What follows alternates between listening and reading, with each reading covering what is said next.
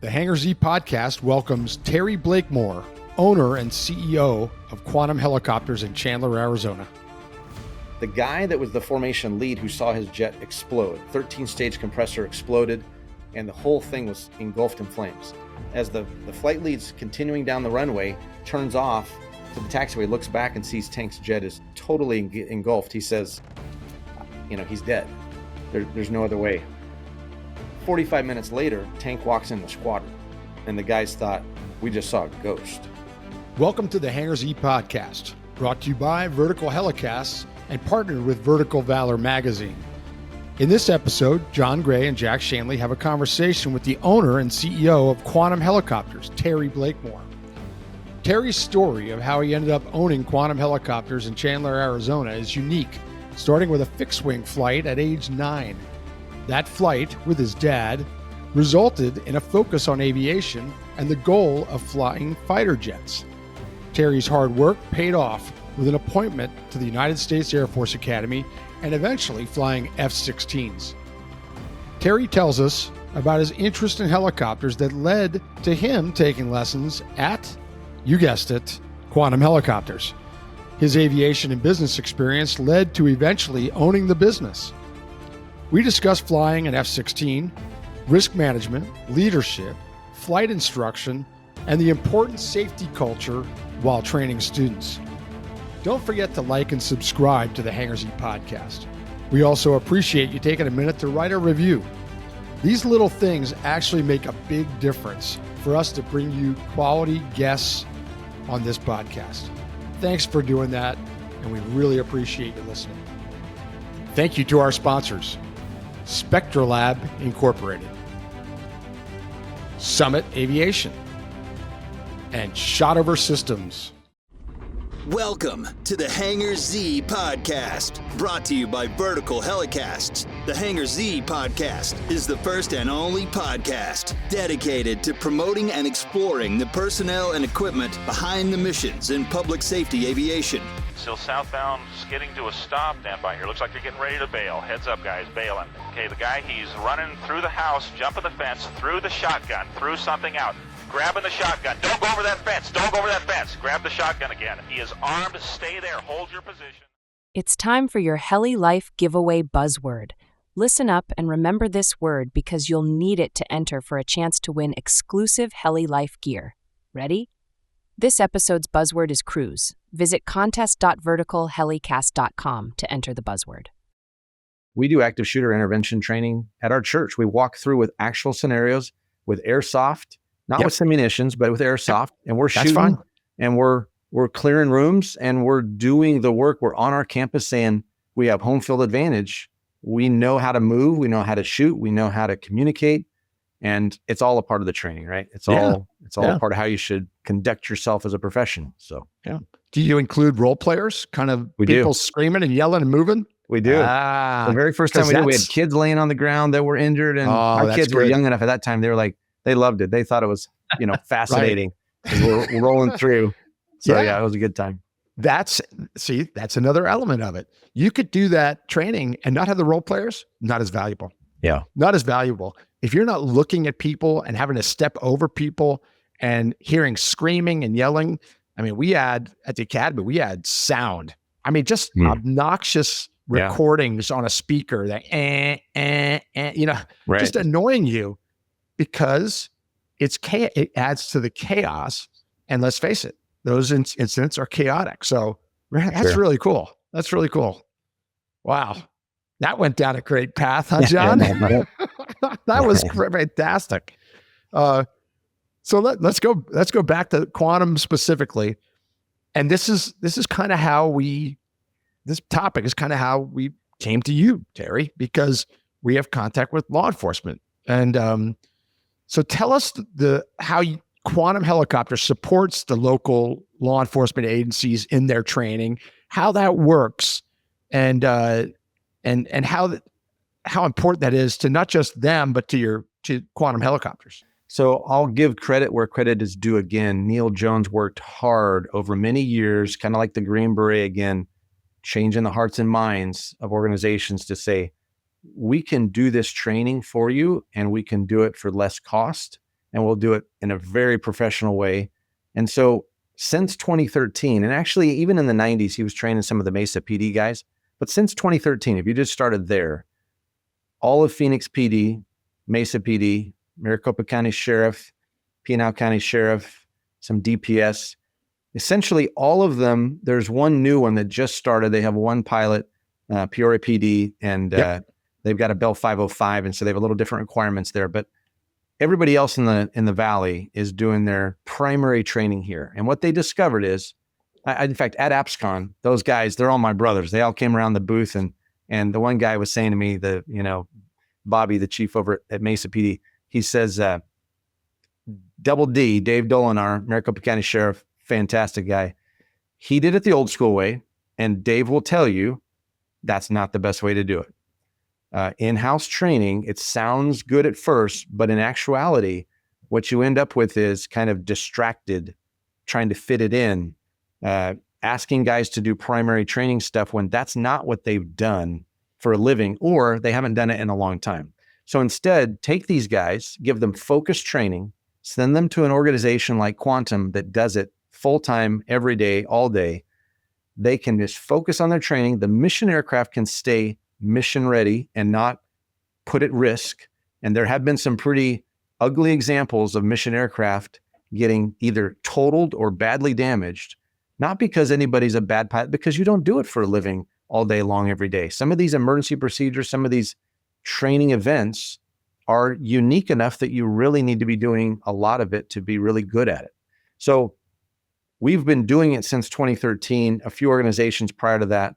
And routinely, these pilots come by and say, we love it here. It is awesome.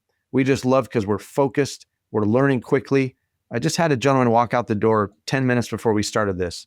A new guy from Phoenix PD. He's a former SWAT commander for 10 years. An awesome guy. You probably know him. Yes. Great attitude. Chris is super excited to be here. He's just killing it. And he's already built 20 hours in just a few weeks because he's focused. He's doing the work, and he's going to come out a commercial pilot who's really, truly a professional pilot. He's already done the TFO gig for a couple of years. He'll now start flying in the right seat, and he's going to be a great pilot. And so, the lieutenants love it. The chief pilots love it. It's not on their books, meaning not on their burden, if you will, like we got to fit. They just send them to Quantum. We knock it out for them. We send them back. And then occasionally we'll send them back in the future to become a CFI, because maybe there's some recurrency or there's some top off training they really would like a CFI to do. So we'll even do those programs for them. NVG stuff, most of those guys do that all in-house, but they now know, hey, Quantum does NVG training. So if you want to come and get requalled, if you lost your currency, something happened there, come and do it in Robinson really effectively, but for far less cost. And so it's been a phenomenal partnership. We love working with these guys. It's near and dear to my heart as a military guy to help build the next generation of guys that really are force protection. And we just want to do more and more of that. That's why I showed up at AppsCon, was to say to other organizations around the US, hey, take a look at it. Just consider it. Quantum is located in Chandler, where within 2 miles, you have everything you'd need. We got a couple extended stay places, grocery stores, restaurants, hair cutting places, movie theaters. So you could literally send a guy here for, let's say 4 months if you want to knock out everything, private through commercial, and just let him dedicate his time. It's all close by, easy to do, and then he can show back up and be ready to go. So that's part of the reason we love the law enforcement mission, and part of the reason that we've had good success with these folks is that we can just help deliver a great product to them at less cost. Is there a standard curriculum that everybody gets, or does the law enforcement customer, is it the same as the other customers? Are there differences? It is the same unless that agency says, here's something unique that we want out. Right. We had an agency once say, hey, turnabout the tail would be something we'd love to see in your syllabus. We just like to add that maneuver. And so we can do that. No sweat. Mm-hmm. Yeah. If they came to us and said, we want something very specific, but reality is we're building a private pilot who's going to go take a check ride and become a private pilot. Instrument, commercial. And that's what the agencies want. They want private through commercial, and we're able to deliver that. And again, when they say to us, can we add this or add that? The answer probably is, yeah, we can. Just tell us what you want. But thus far, they've been really happy with the product. And they say, we've got a number right now that are here. And every year it's like, hey, these guys are now coming. Because as you well know, the agencies fill up with folks that have been there for a while. And pretty soon, if you're not paying attention to the plan, the succession plan, all of a sudden you're like, uh-oh, we had a bunch of guys that are getting into the drop program, and we better build some pilots. So that's not a problem here now because they're just used to the flow. But if agencies elsewhere in the U.S. are like, we've had a couple of awesome pilots for X years and we've never thought about how we're going to transition, and we can help them do that. And just so we're clear to our listeners, for these pilots that are being sent to you, and I guess it could vary from agency to agency, but for the most part, these officers, deputies, troopers, they get sent to you, and that's their job for 4 months. They're not reporting to a precinct or to a hangar or to a station. They're reporting to Quantum for their job for 4 months, and they're in the aviation. They're practically living at Quantum, studying, classroom, and flying. Is that accurate? Yes. That's the vast majority that will do it that way. And I think they would tell you that's the best way. Your learning curve is far more favorable. Just like the military, you fly twice a day in flight school, you do simulators, you do academics, you are engrossed 12 hours a day with flying to get you through everything in a timely manner. Some agencies will say, well, we can't quite afford that in terms of time away. And so they'll share a little bit and say, they're going to fly with you 2 days a week, and then they're going to need to come down and do a little deputy work on the other days. Yeah. That's because they're close enough to drive and do that. Right. But most of them just say, we're sending you a guy and we want you to just get him qualified as quickly as you can. And we have in-house DPEs, and we got a network of DPEs. And so we have so many check rides that have to be done for all these other folks flying. It's always a piece of cake. It's not like, hey, get through your private and then we'll start figuring out when we can get you a check ride. No, we're going to put your check ride here and let's back the training up and then say, here's the next one. And so the whole program we can knock out in this amount of time with these check rides scheduled, and it's all pretty much formatted for them. Yeah. That was my experience. I got assigned, my full-time job was to go to flight school. And it did take about 4 months to complete that. And what you're saying is 100% true with agencies that are the size of mine. If you're assigned as a day shift training crew, a lot of times you're going to get tasked with the fire of the day. Admin's going to call and say, hey, the chief needs to go here. Forensics is going to call and say, hey, we need a photo flight there. So all the time that you had dedicated or thought you were going to dedicate to training disappears.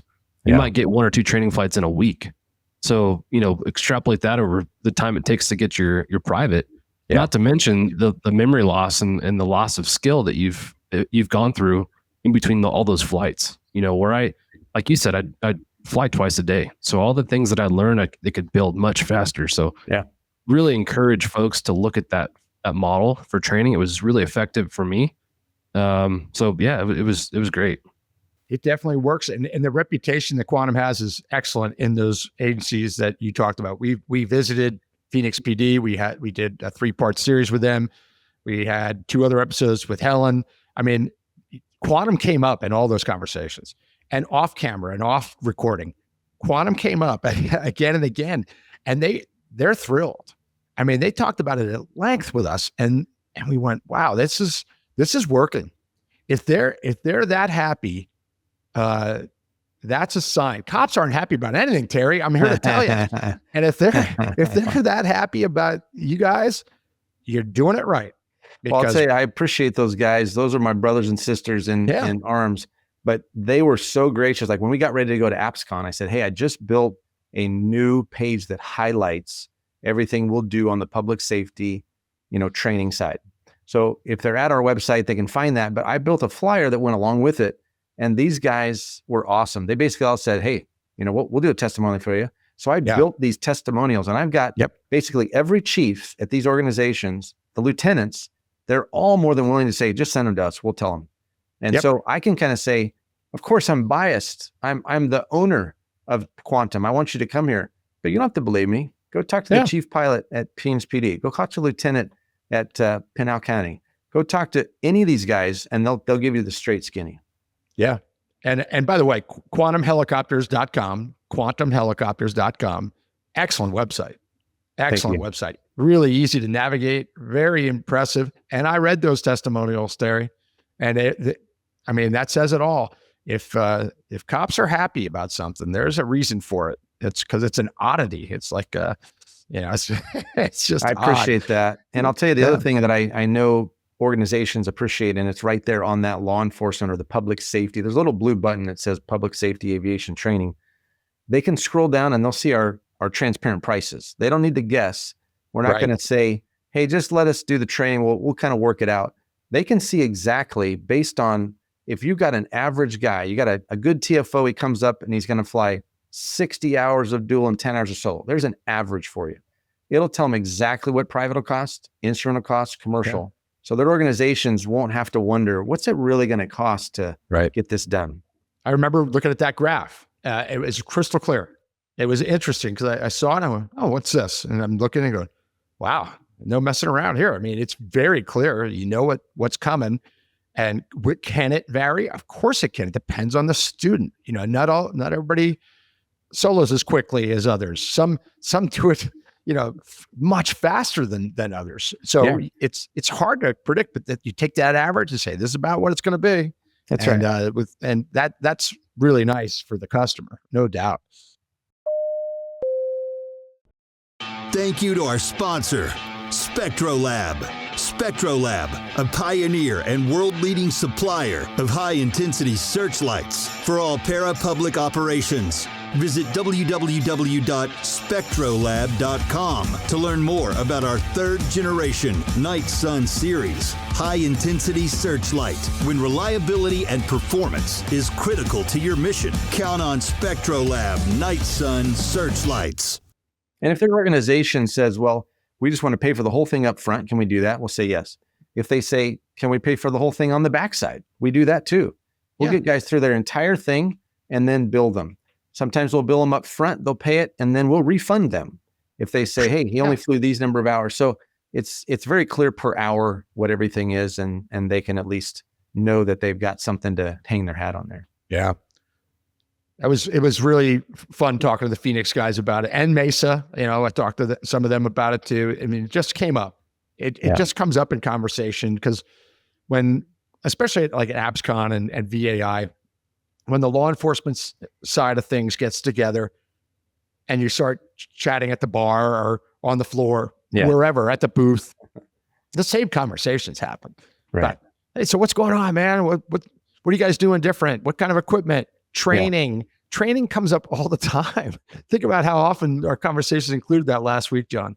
I mean, it was just training came up, and then on the podcast, we always ask, well, how does your unit do your training? And it's interesting because everybody's a little different, and that's okay. In law enforcement, there's no two units alike. But it was very consistent, especially in Arizona, to hear about quantum, and that is a testament. That's really important. I appreciate that. That means a lot. Yeah. So now we have to switch gears a little bit because this has been a great conversation. I mean, we're flying through this, and really interesting everything that quantum's doing. But let's talk more about you now, Terry.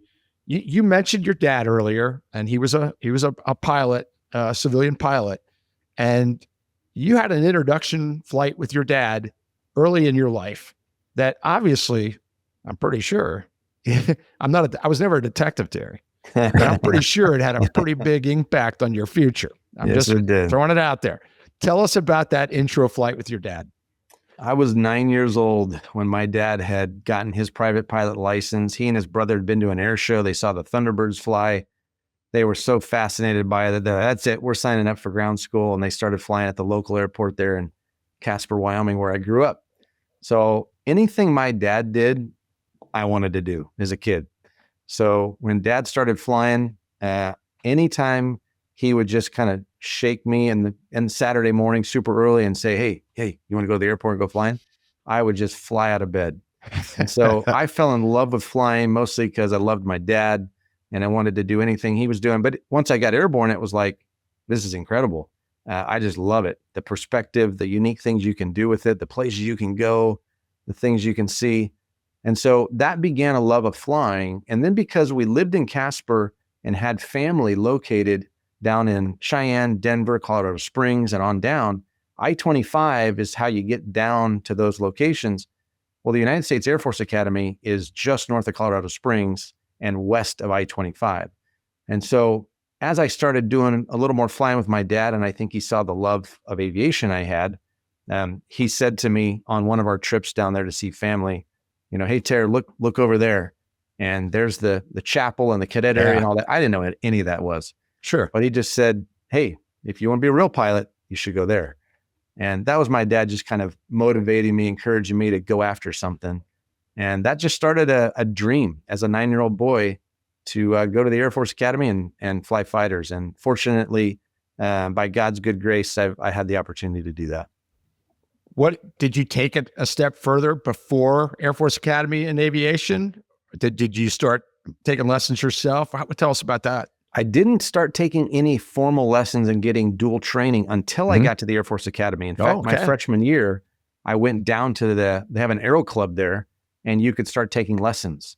And I went to my grandfather, who had been a wonderful grandpa and a great businessman. And I said, Grandpa, I had a brother and some other family members that had asked Grandpa for a little help for this or for that. And I said, Grandpa, I think that if I go get my private pilot license, I'm going to have a better shot at doing really well in Air Force flight school. Would you consider helping me with that? And so he did. And what I didn't know at the time is that the Air Force Academy was about to have 2 major accidents in the T3 Slingsby. They got into a couple of spins, and a couple cadets and a couple of instructors died when they couldn't get out of a spin. And the Air Force canceled that contract.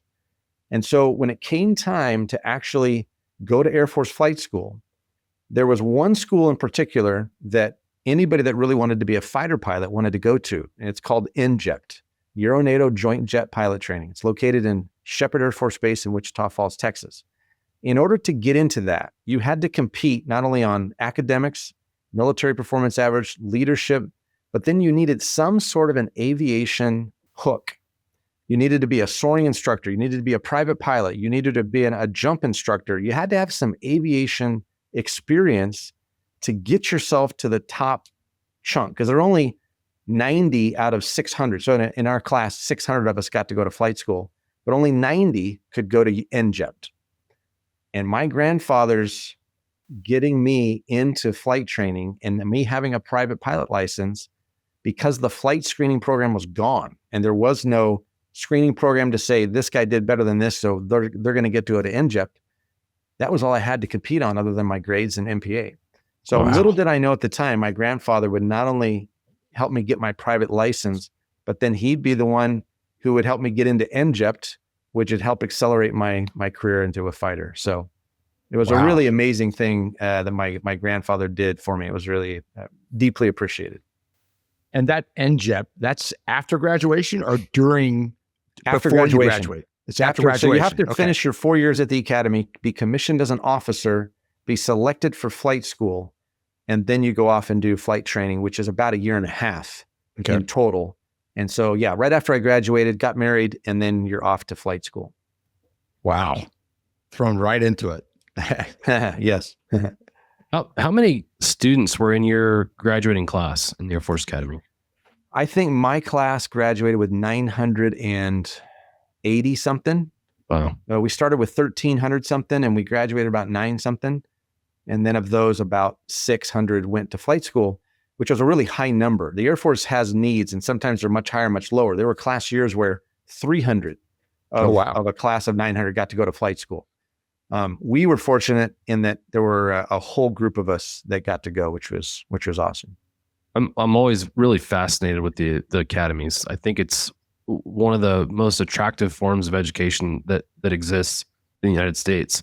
I think one of the hardest parts of going through those programs is the preparation, not just academically, but the process you have to go through to get accepted. Can you talk about how you navigated that as a young man?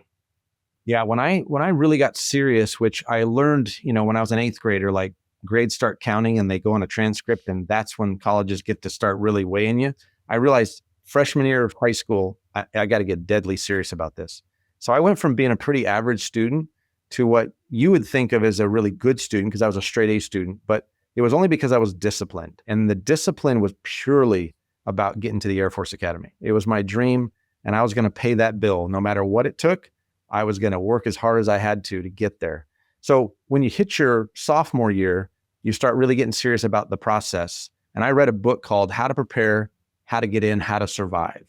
And I read it a few times. It was all about the Air Force Academy. And then by your junior year, you got to apply to your congressmen, senators, or the president, get a congressional nomination. You start the application process. You sit for interviews, then all the standard kind of college stuff, submit all your tests. But the congressional piece is the unique aspect there. You got to get nominated by a congressman or president or vice president. And then if you get a nomination, you can apply formally. And then from there, they'll select, in our case, about 1,300 of us that got appointments, they call it, to the academy. Wow. That nomination is, to me, the most daunting aspect of the whole thing, is understanding how to reach out, how to find the appropriate person, and then how to solicit that nomination is, to me, really, really challenging. Well, the Air Force Academy and the others, West Point and Annapolis and the Coast Guard Academy, they have what are called liaison officers. And these are folks that have been through the academies. Most of the time, you don't have to, but they can tell you how to go through that process. So you get assigned, when you reach out, you'll get assigned an air liaison officer. And so there was a gentleman, a surgeon in Casper, Wyoming, who was an academy graduate and was an ALO. And so I literally went to his house and we spent a lot of time together, and he interviewed me, and he's a guy that my package went with, like the recommendation, both for the Congress and for the Air Force Academy itself. And I mean, it's a bit daunting especially to a high school kid. So they would just kind of walk you through that process and say, here's how you do it. And then you kind of, pray and cross your fingers and say, in my case, I begged the Lord, please let me have a shot at this. I also went to a sports camp there, because that's another way they kind of recruit, is they do these summertime sports camps. And so I went and did a sports camp there so I could stay in the dorms and kind of get a sense for the academy. So that's another way you can learn about it. That's cool. Love that you found a way. Did you participate in sports at the academy? No Division I sports. Every cadet participates in intramurals. They're a required part of it. Yep. But I was not a Division I athlete. My roommate was a Division I wrestler, and having watched how hard he had to work, I kind of went, wow, I got it easy compared to this poor guy. Yes. He is just getting killed. I got to go to bed about 10, 11 o'clock each night. That guy went to bed about 1 a.m. Every night, because they got to do the same number of classes. I mean, you're averaging 6 to 7 classes every semester. And these are not like, beachcombing shell classes. These are aeronautical engineering, thermodynamics, calculus. These are hard classes. And so these poor guys, man, my roommate, I have deep respect for him and all of his brothers that were wrestlers, because they were just getting killed. Yeah. And at the end of the day, they're competing for the same things I am. They're competing to go to flight school and become, commissioned officers just like we were. Yeah. It's amazing. I mean, because being at the academy, no Division I sport, being at the academy is incredibly difficult. Being a Division I athlete without being at an academy, very difficult. You put them together. I really always admired, I had friends that did that, a couple in particular at Air Force Academy with soccer, and they always impressed me with, how did you do that? I mean, how did you juggle that? And I remember them talking about, well, you just have to, you just do it. You just do it. But what you're talking about, I mean, it's extra time, extra effort, shorter sleep periods. It's very demanding. Plus travel. I mean, now they're traveling. Division I, you're not going around Colorado. You're all over the Northwest, the West, even back East occasionally doing things as a Division I athlete. And you still have those test responsibilities when you come back in engineering. It's amazing. It's absolutely amazing. Yeah, they survive. Some of those guys excel because they're just incredibly bright, all that. Some of those guys struggle through it a little bit. Yeah. But high respect to them. Now, what I will say, I'll throw a little shade here and say, they got to get out of some of the inspections, some of the military Sure. stuff that the rest of Sure. us are like, wait a minute. But hey, listen, they had to cut weight. They had to work really hard. Yeah. So Yeah. to my roommate, who's still, one of my best friends in the world, Brian Morris, he's an awesome leader. He's an awesome, very successful businessman. And part of that is because he just grinded it out, as a wrestler there. And you learn a lot of things about survival. And I got to do this. I don't have a choice. Just make it happen. All those things are invaluable lessons in life. Yeah. When you said the title of that book and the last thing was survival, I went, Yeah. oh yeah, I was smiling because Yeah. it is survival at the academies because it's so different than going to college. Yes, you're getting a degree, but there's so many more layers to it, but it all benefits you in discipline and learning about life in a different way that those that don't go to the academy don't even understand. Thanks to our sponsor, Summit Aviation, a full-service provider for business, government, parapublic, and military aviation, specializing in maintenance, modifications, avionics, interiors, and paint. Discover more at summit-aviation.com. Well, we all have our challenges, and I understand and fully appreciate that college and trade schools and all the different ways that people proceed in life, they have their challenges. And so not to take anything away from anybody out there, it was something I wanted to do, and I just felt very privileged to have the opportunity to do it. Truly, I hated it. That's just the straight truth to you. I did not like sitting in the classroom. I did not like having my life. I felt like I lived in a prison, but you learn so much. You have so many cool opportunities. The things I got to do as a cadet, unbelievable. You just can't do some of these things anywhere else in the world. And here's a perfect example. This just came up the other day. I saw it in an article. The Air Force Academy is the only jump school in the world where your first jump is free fall solo. Yeah. And that's because they put you through 40 hours of ground training. And it is so incredibly rigorous. They're willing and they're right. They can push out of an airplane by yourself, free fall, and they know you're going to get under a parachute.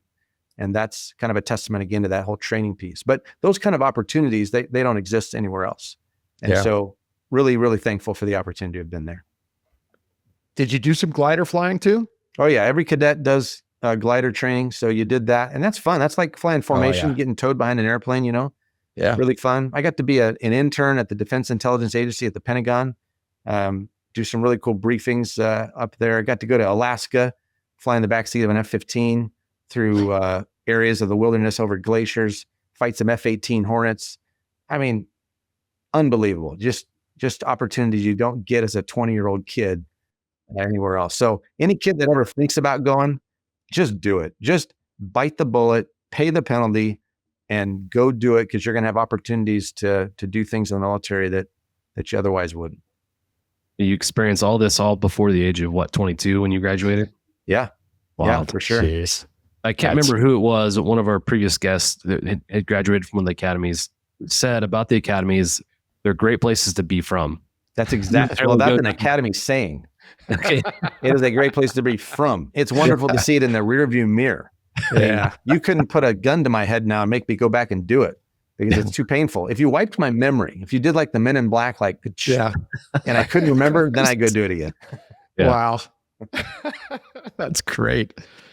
Well, through all that hard work at the academy, in 1999, you graduated and you were the Distinguished Academic Graduate. What does that mean at the Air Force Academy?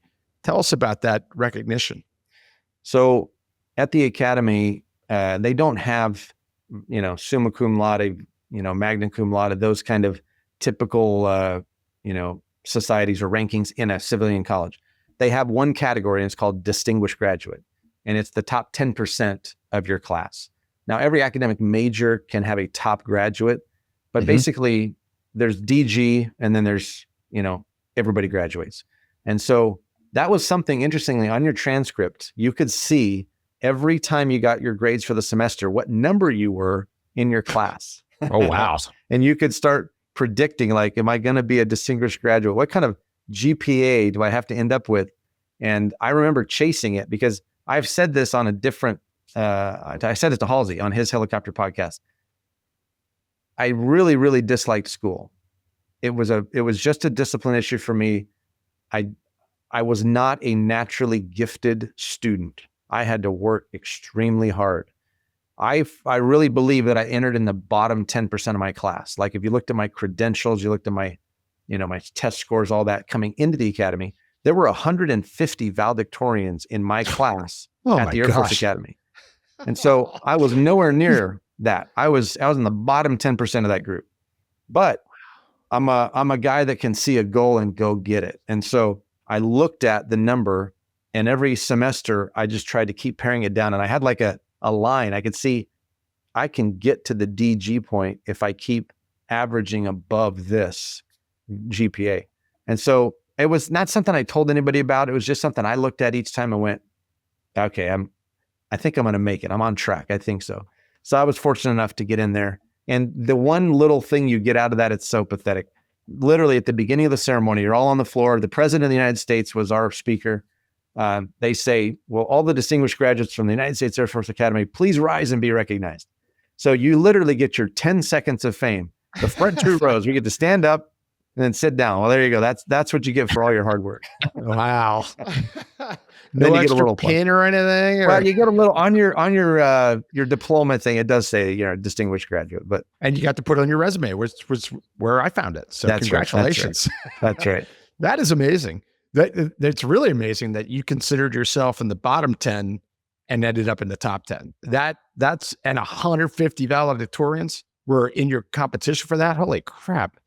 That says a lot for you and the work that you put in and the striving to achieve your goal. Wow. Well, Incredible. and I think for the young man, young gal who's looking at anything in life, right, that looks hard, what they need to consider is this. If academics are hard for you, or if the process is difficult for you, that's actually a blessing.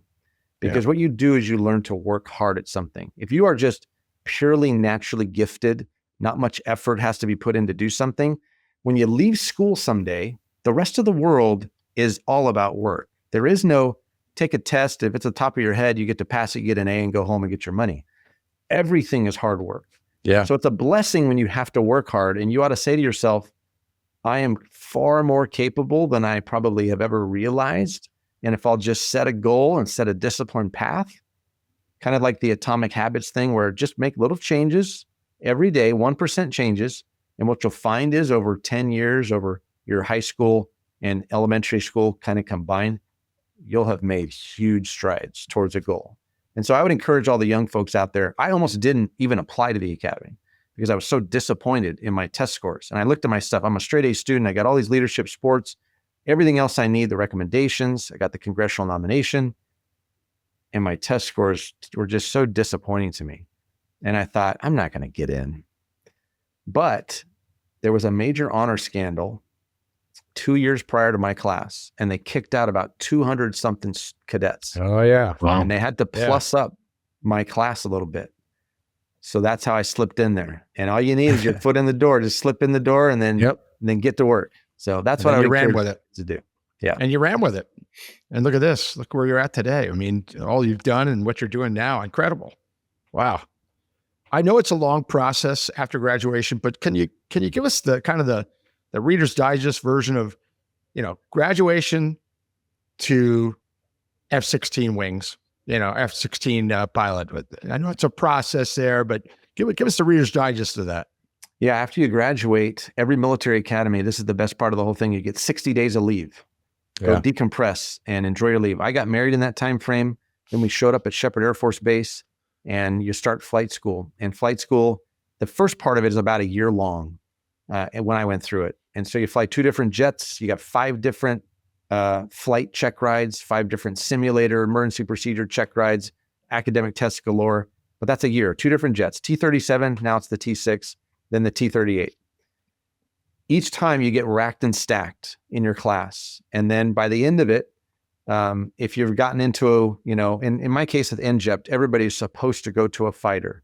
You had competed kind of in advance to get there. At a other normal pilot training base, in a class of 30, you'd probably have 4 fighters, and then you'd have a number of cargo, tanker, and helicopters. And so you're competing along the way. You put your dream sheet in. In my case, I get the F-16. Now you got to go to the centrifuge.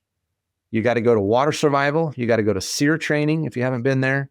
You got to go to IFF. That's the Introduction to Fighter Fundamentals. It's a dogfighting course. So you have all these different ancillary schools that take about 6 months or more. Then you go to your major weapons system, which is about a 9-month course. Then the other top-offs, and you end up finally at your first operational F-16 unit. Call it about, 3 years. 3 years. Sorry, that's not Wow. right. That would be closer to a little over 2 years. You end up Okay. at Still, your it's first a operational unit. long time of studying, learning, stress, on top of what you just experienced for 4 years. Yeah. That's wow. That's But amazing. it's the greatest stress ever. I mean, you're flying. I was a Yeah. 22-year-old kid flying a twin engine jet every day, Monday through Friday, sometimes twice a day.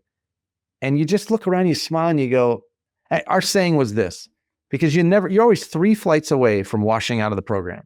You could bust a ride. We call it busting, hooking or busting a ride. You could bust a ride on Monday, go back, repeat the ride, bust it Tuesday. Wednesday, maybe you go to the sim, you figure something out. Thursday, you fly. If you busted that one, you were going to what was called an FPC, a final progress check. You bust that one, you're out of the program. You're done. So you could be in great standing on Monday morning, and you could be out of the program on Friday. That's So amazing. to kind of keep our sense of appreciation and motivation and to deal with the stress, you'd say to your buddy, "How you doing, man?" And he'd say, "Still in the program." And you just fought like, "Hey, they haven't kicked me out yet, so I'm going to keep going."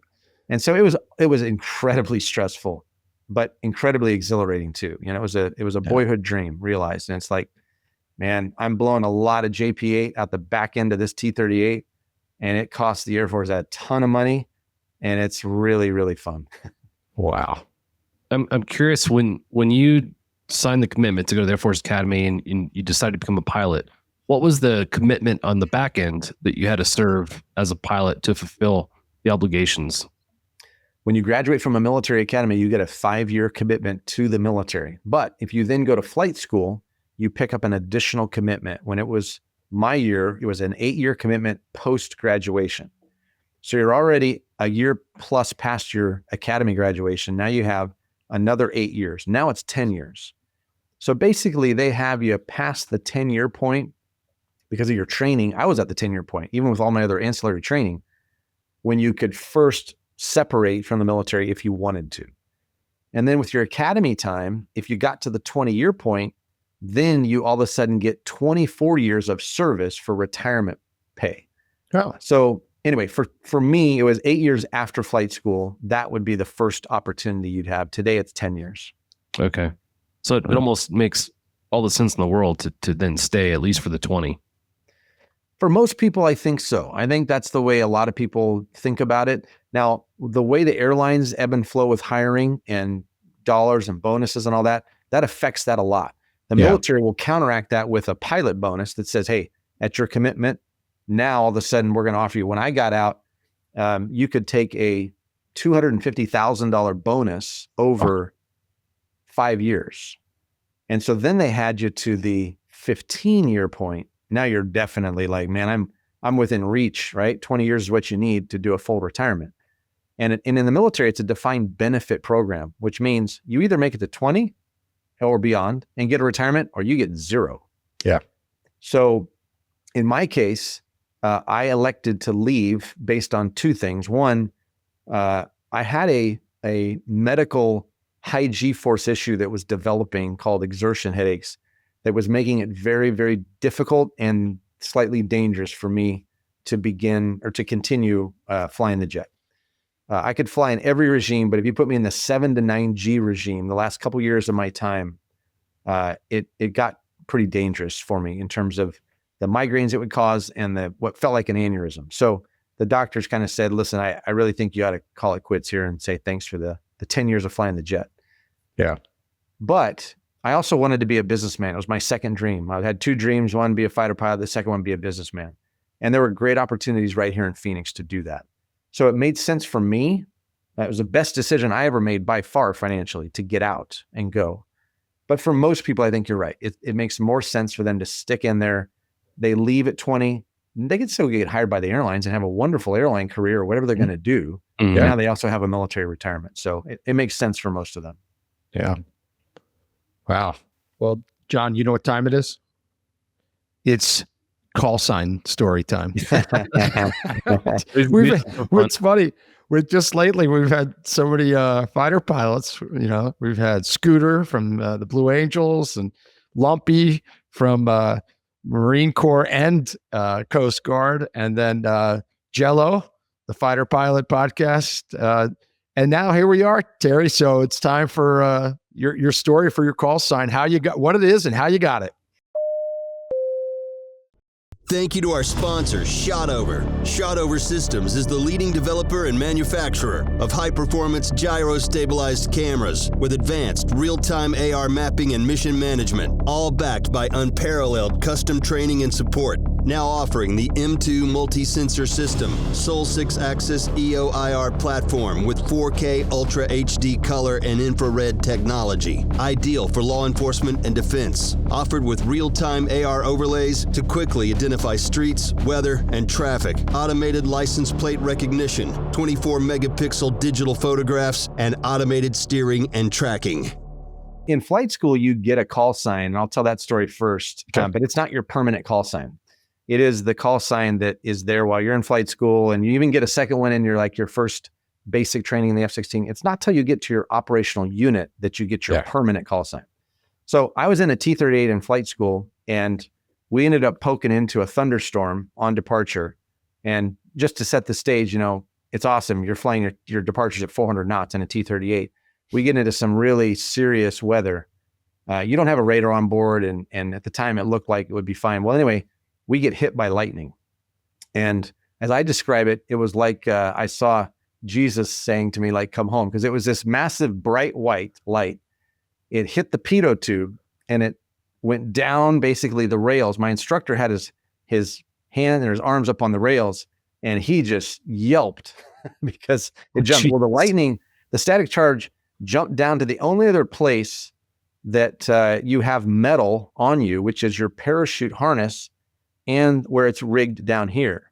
It jumped down there and it shocked me in my groin. So they called me Tingle Balls, but my real, they truncated it, fortunately, to just Tingle. And I will tell you, I was extremely fertile after that moment. My wife and I never had problems having kids. So that was my call sign in flight school. Oh my God. When I got to my first operational unit, my call sign ended up being Rowdy. And it really was for a couple of things. One, you want a call sign if you can. I mean, most call signs are given to you because you either had something dumb happen to you, or you did something stupid, or your name fits perfectly with something, right? Like one of my bros was his last name is Salisbury. His call sign is Steak.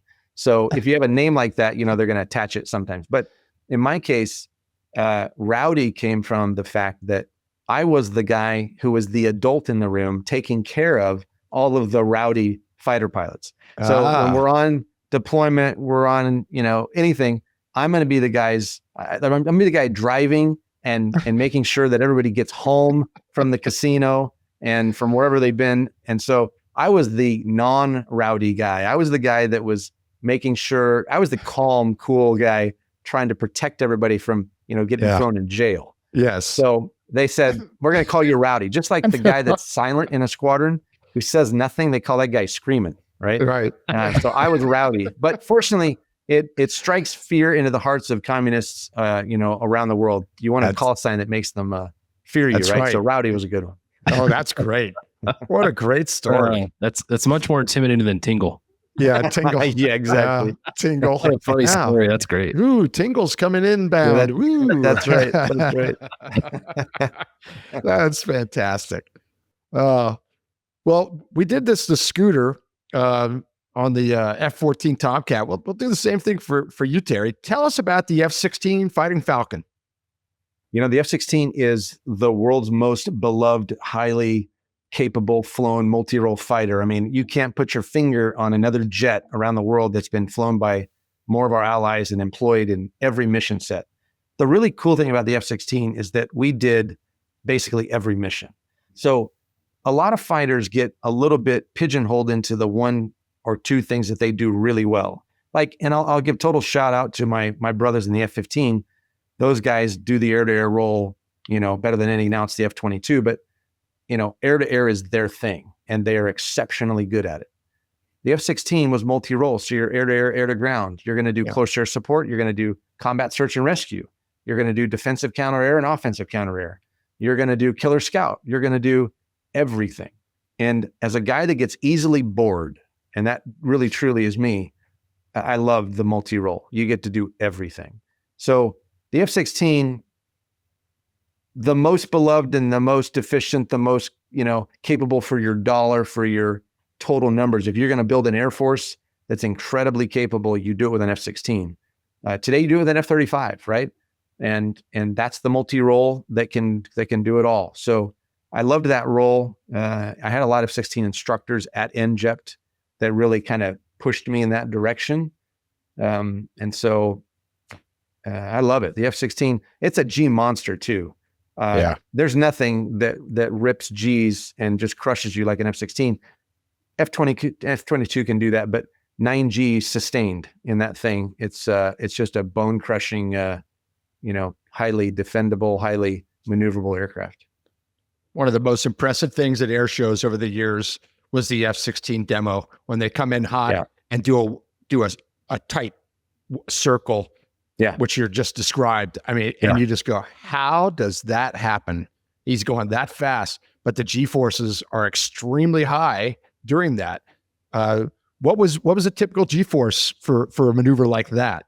Well, when you see him do that pass in front of the crowd where he's at, if anytime you're above 480 knots, actually even 460s corner, you can get 9Gs out of the F-16. So that turn you're watching him do is a 9G turn. So you take his body weight, multiply it by 9. That's what it feels like. And really, I mean, honestly, as I would describe it, the average human body can take 4 Gs for 15 seconds. And if you do nothing, then you'll pass out. Right. Once you start adding Gs to that, you got to start straining. And I would say to people, you had to start working a little bit at 5. You had to start working pretty hard at 6. 7 Gs is like, it's serious. It's time to really get on your G strain with your legs, your abdomen, your breathing technique. But between 7 and 9 is like an exponential curve. And so I was a 7G guy every day without exception. In fact, I had a period where I had a hyperthyroid problem and I was not able to pull 9Gs because I had G-lock under 9Gs, but I could take 7 every day. And once I got through all that and back into normal flying, most days 8, and then most slightly less 9. If you're 3% dehydrated, your G tolerance goes down 50%. Holy cow. So when you get into the 8 to 9G regime, it is like survival, right? You are just eyes out front. Your eye is on the guy that your lift vector's on, and you're pulling for all your worth, trying to solve angles and range issues. And you're trying to get to a solution where you can gun the guy. You don't want to stay at 9Gs for too long. Now, when you pass head to head and you go into what's called a 2-circle fight and you go into high off bore sight defense, you might be at 9Gs for up to 30 seconds. That's really, really hard to sustain.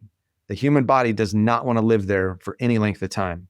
Wow. And so in the centrifuge, you got to pass the 9G profile for 15 seconds.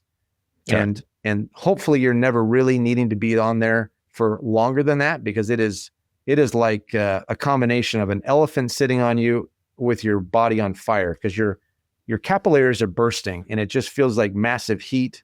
And it is incredibly uncomfortable at that level. Again, 7 and below, that's doable, but I always found 8 and 9 to be excruciating.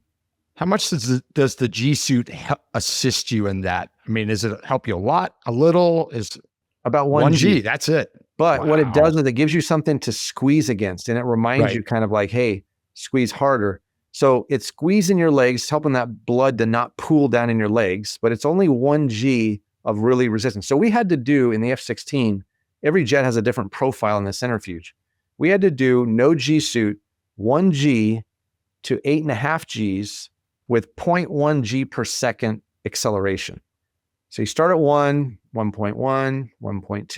You had to get all the way to 8.5 Gs with no G suit. Okay. And by the time you get there, you're like, please end this quickly because I feel like I'm going to die.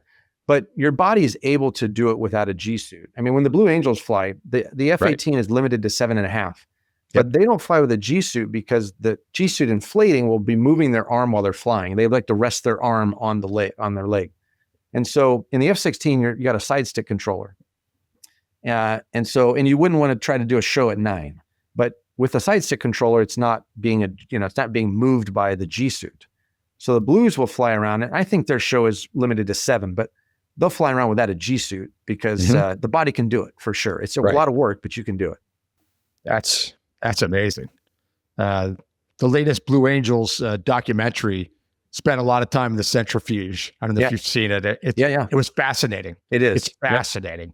And it's so interesting to see the techniques that all of you have learned to keep that blood in your head so that you don't go out. And it's not easy. It takes a lot of training and practice and skill. And the hydration thing, I never have heard that. That is interesting. It makes sense to me, by the way. Yeah. But that's really interesting. And that head to heart distance is big too. That's why you see a lot of really good high G guys that can just take it in the centrifuge. They're short because the distance you got to pump the blood to your brain. That's where your danger is when that comes out sufficiently. And now the color changes, the tunnel vision starts.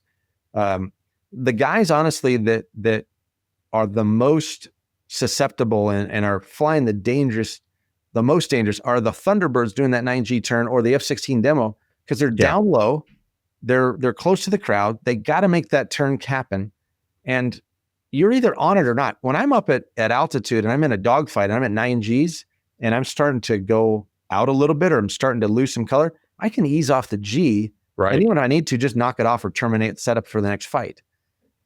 The Thunderbirds pretty much need to fly their show, and it's dangerous because there's a crowd there. You don't want to be pulling 9Gs when you go out, pointed back at the crowd, right? No. So those guys, I always was pretty amazed. I had a number of commanders and tons of my bros that went to be a Thunderbird pilot, and that's a rotation. Like every couple of years, you're rotating out the team, and I was always impressed by those guys because I thought, man, you got to be on it. You can't be having a bad day and pull 9Gs at 500 feet. It's not going to be a good ending.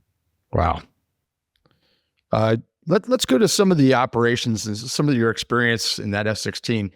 What was Operation Noble Eagle? Tell us about that operation that you were involved in, and I believe it's a multi-country operation. Tell us about those relationships. So post 9/11, what happened is, you remember you can see the videos some now of President Bush. He's on Air Force One. All the aircraft have been grounded. And now he's got 2 F-16s on his wing. They're providing escort because they don't know what else is coming, right? Well, Operation Noble Eagle was something that was stood up in the wake of 9/11 to say, we have to protect our own home defense structures here. We got to have, fighters doing combat air patrols over major U.S. cities that we think could get hit next, over stadiums. When the president moved, we needed protection for him. When he's located in a spot, they needed fighters over top to be again ready to defend. So that's what Operation Noble Eagle was all about, was homeland defense, particularly of sites, cities that we thought would be threats. It also was a program that we were trained as to how this would happen if you ever ended up in a scenario where NORAD is literally telling you we have a hostile aircraft, whether it's an airliner or whatever, and we're going to ask you to shoot it down. So something that you would never, ever want to be a part of, but you were trained. Here's how we're going to identify them. Here's the process and what we're going to ultimately need, which is basically SecDef saying to NORAD, clear to engage that hostile. And so we had to be ready to, we flew with live missiles and we were ready to shoot down any aircraft that they deemed a threat to people on the ground. You were going to have to take it out. So that's what Operation Noble Eagle was. We did a lot of that in the wake of 9/11. Wow. What about in 2004, Red Flag? Tell our listeners what is Red Flag and what was your experience there? Thanks for joining us for this episode of the Hangar Z podcast. Don't forget to like and subscribe to hear more stories that promote the personnel and equipment behind the missions in public safety aviation. Lastly, stand by for a message after a word from our sponsors. Cheers. Thank you to our sponsor, Shotover. Shotover Systems is the leading developer and manufacturer of high-performance gyro-stabilized cameras with advanced real-time AR mapping and mission management, all backed by unparalleled custom training and support. Now offering the M2 multi-sensor system, Sol 6-axis EO/IR platform with 4K Ultra HD color and infrared technology. Ideal for law enforcement and defense. Offered with real-time AR overlays to quickly identify streets, weather, and traffic. Automated license plate recognition, 24 megapixel digital photographs, and automated steering and tracking. Thanks to our sponsor, Summit Aviation, a full-service provider for business, government, parapublic, and military aviation, specializing in maintenance, modifications, avionics, interiors, and paint. Discover more at summit-aviation.com. Thank you to our sponsor, SpectroLab. SpectroLab, a pioneer and world-leading supplier of high-intensity searchlights for all parapublic operations. Visit www.spectrolab.com to learn more about our third-generation Night Sun series high-intensity searchlight. When reliability and performance is critical to your mission, count on SpectroLab Night Sun searchlights. We hope you enjoyed today's episode with Terry Blakemore. Terry has a great life story, and it was inspiring to learn about his focus and dedication in achieving his goals in aviation. F-16s to R-22s is not the normal route in aviation, but it sure worked for Terry. We particularly enjoyed Terry's perspective on training and safety in both fighter jets and helicopters. To learn more about what Quantum Helicopters in Chandler, Arizona has to offer, go to quantumhelicopters.com. Quantum certainly has a great deal to offer any student looking for first-class helicopter instruction. To learn even more about Terry, be sure to check out the Helicopter Podcast with Halsey Scheider. Terry was Halsey's guest for episode 129, and it was a great conversation. Speaking of other podcasts on the Vertical Helicast platform, there's some amazing content on the Real Rescue Podcast with Jason Quinn, the Vertical MRO Podcast, and the Valor Flight Crew Podcast. Vertical Valor Magazine certainly has you covered on everything rotorcraft. Thanks again for joining us. Stay safe, and we'll catch you the next time on the Hangar Z Podcast.